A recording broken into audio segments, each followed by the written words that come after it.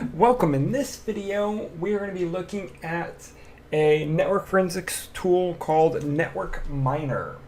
So I'm going to go ahead and open it. And this tool will let us look at different types of PCAPs. Well, the nice thing is, I'm going to give you a brief overview.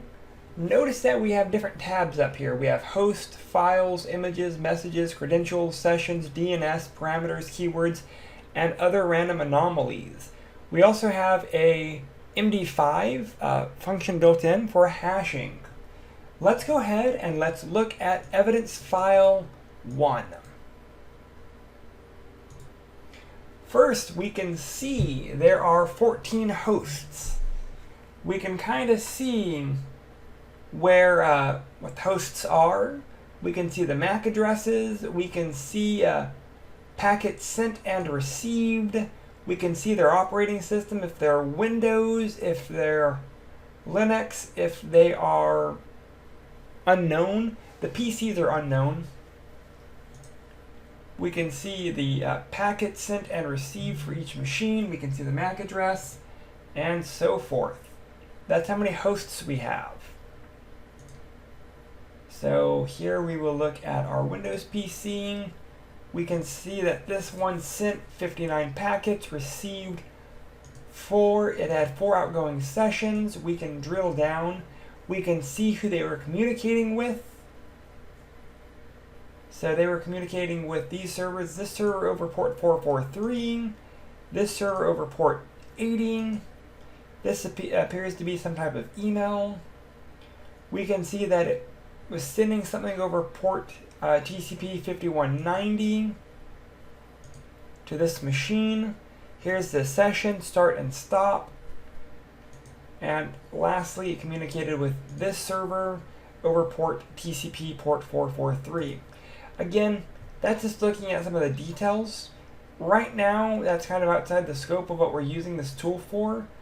I just wanted to point out that you could drill down into data off each individual hosts and how they communicate. Next, we have a file tab.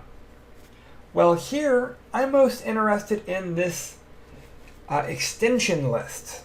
So we have 3 files. We have a JS, an HTML, and a docx.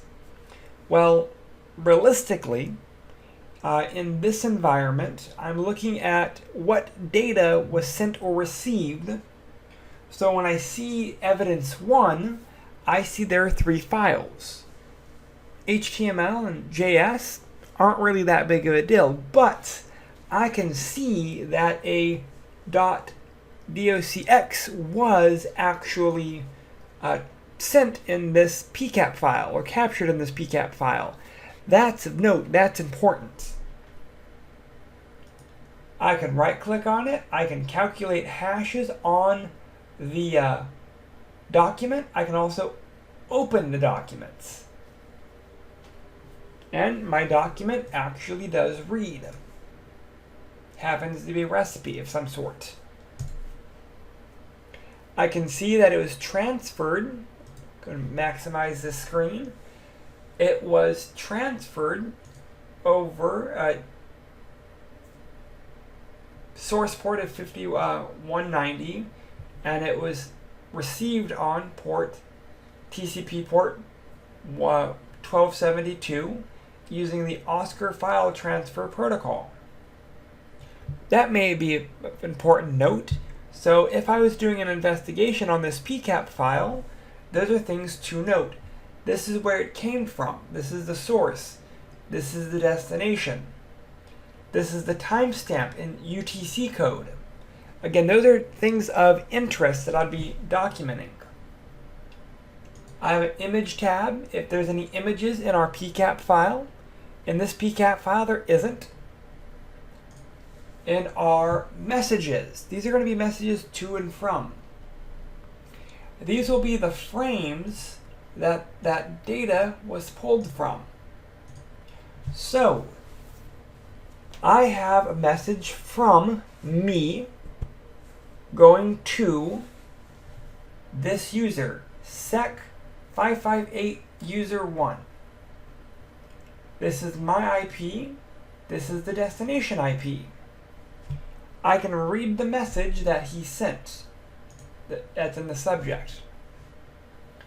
Here we have our subject window. So here is the secret recipe. I just downloaded it from the file server. Just copy to a thumb drive and you're good to go. Great.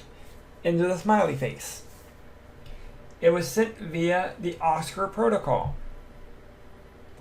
So if I'm looking at who was sending and receiving data, who did I send this message to, I could look at the to.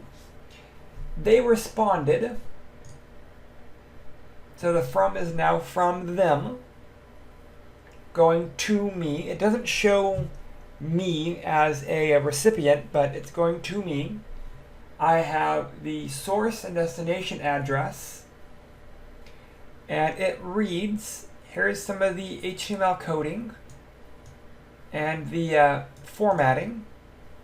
This is what the response reads. Thanks, dude.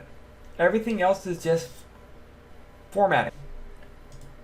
So the third message is, again, coming from my Sec558 user 1, and he says he can't wait to sell it on eBay.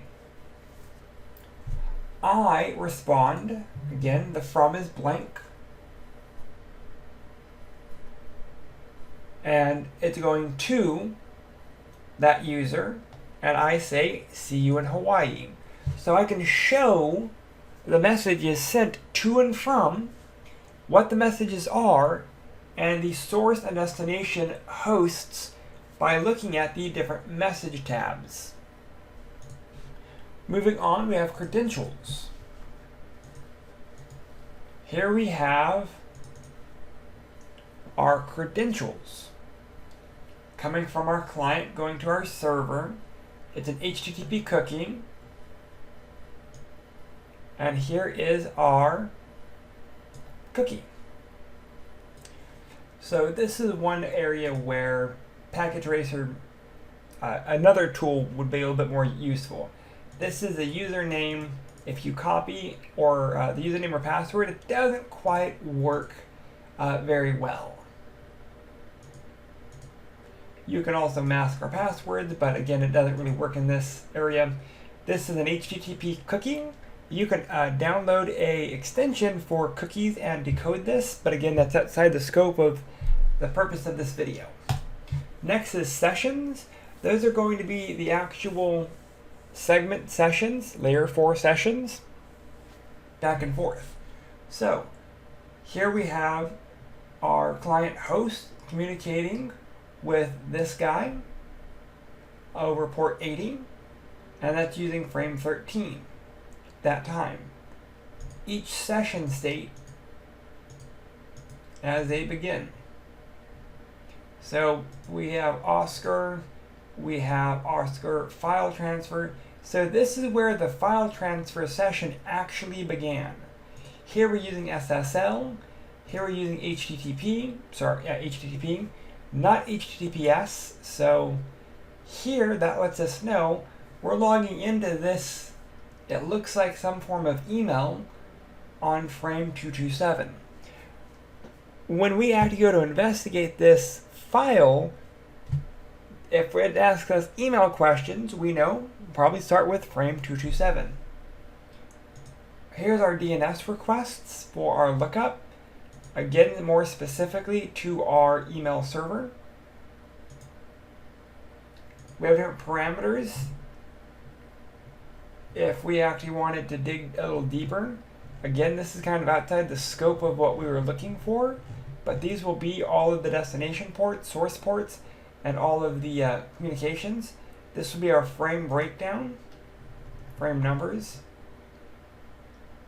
If we have any proxies, if there's any other type of data being sent and received.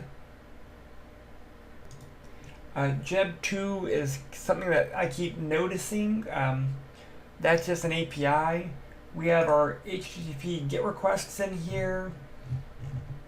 We have NetBIOS queries. So again, some of this is more just informational. We have keywords if we want to search for specific keywords. again, outside the scope of what we're doing today, and we have anomalies. So again, when we're looking at different tools, especially when we're looking at PCAP analysis, one tool, for example, Wireshark, is not always the best tool. Sometimes it's a combination of tools that allow you to get the issue resolved, or trying to do data extraction. If we're looking at trying to pull a file out of a PCAP, this one was pretty straightforward. Wireshark may not be the best option.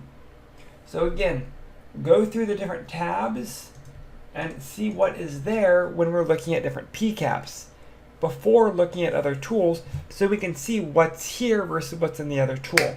If you have any questions or concerns with this quick overview of Network Miner, please let me know. Thank you.